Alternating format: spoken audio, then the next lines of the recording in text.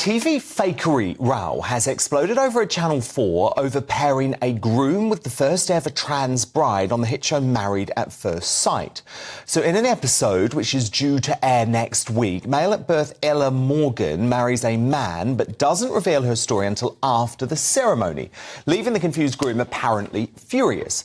But in a shocking twist, Channel 4 has been forced to admit the man was informed before the ceremony that his bride would be trans, and it is in fact the viewers at home who have been left duped, not the groom. That's if we're to believe Channel 4. So, Widdy, welcome back to the show. Do you think Channel 4 is simply using the trans debate here to court controversy and chase ratings? Oh yes, I mean all these shows, which one can only call sex shows. I mean, I know they're called dating shows, but I mean the whole emphasis is on the physical. I mean, I think all these shows are very corrupting, and they are designed to shock. And of course, once you have shocked, then you've got to go to a higher level to shock again. It's like the depiction of violence on television. You know, first of all, you have mild violence, people get used to that, so they want something more. And so it goes on until you get very explicit, graphic, horrible violence, and people, you know, have moved to that stage.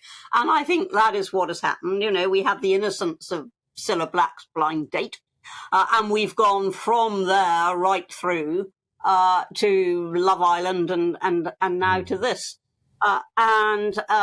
I think it would have been appalling if the man hadn't known. I mean, if the man hadn't known, I would have said that, you know, that was just beyond the pale completely if he'd been duped.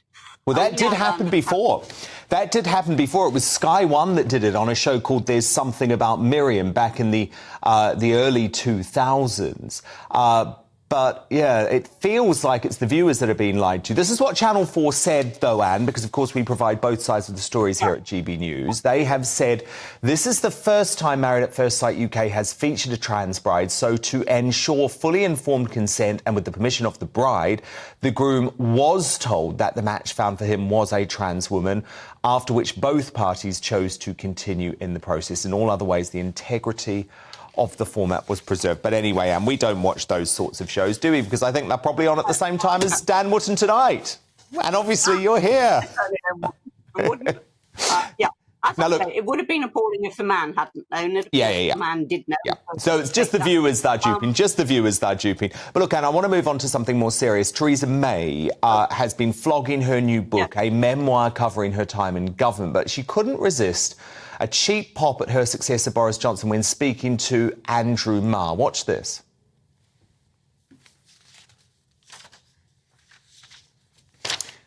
Oh, sorry, we do not have that clip, unfortunately, and we'll come back to that shortly. But effectively, what she said, Anne, was that basically Boris's deal was a piece of rubbish, and her deal, which didn't even take us out of Brexit, was better.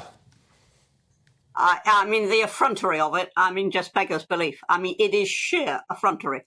I mean, she actually cobbled together a deal that if her own Attorney General hadn't stood up in the House and denounced it, would have kept us in the customs union.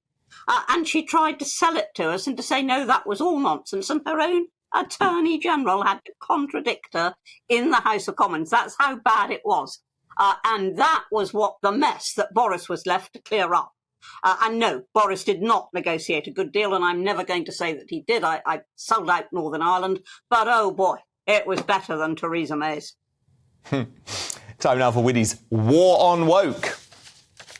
And as we just saw, the SNP leader, Humza Yousaf, was caught shamelessly smirking as his countrymen drowned out English fans' anthem of God Save the King with a chorus of boos. This was at the football game on Tuesday night between Scotland and England. So, Anne, we can see it here. The booing was going on very, very clearly in the background. And look at his face.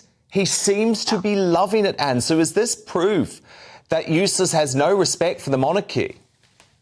Oh, I think beyond a shadow of doubt it proves that. I mean, I think he's probably one of those nationalists who's extremely frustrated by the fact that most people who want an independent Scotland somehow nevertheless want to keep the monarchy at the same time. And, of course, there is a hardcore who do not. And I would have said from that clip that he's obviously one of them. But let's suppose, let's just lay all that aside. Is that the sort of dignity which we expect the First Minister to bring when he is in an official position. You know, is that the sort of dignity we expect? And of course, it isn't dignified at all. And can you imagine, you know, if there was some conference with the EU and all we Brexiteers stood there smirking? You know, I mean, we wouldn't. We would get on with the job. So, yeah, I mean, it's insulting. Well, he's sending a message, isn't he? But he's sending a message, isn't he, Anne? He's sending a message to Scottish people that we should hate the English. And we know that's what the SNP do. We should disrespect the English at every turn. And I actually think it's despicable, Anne. I really do. I do not think that's the way a statesman should behave, and I don't believe he is one. Yeah, well, as I said, you know, it's not dignified in when he was on duty, when he was in an official position. Exactly. He loved it. No, he loved it. It's not. No, indeed. Anne Widdecombe.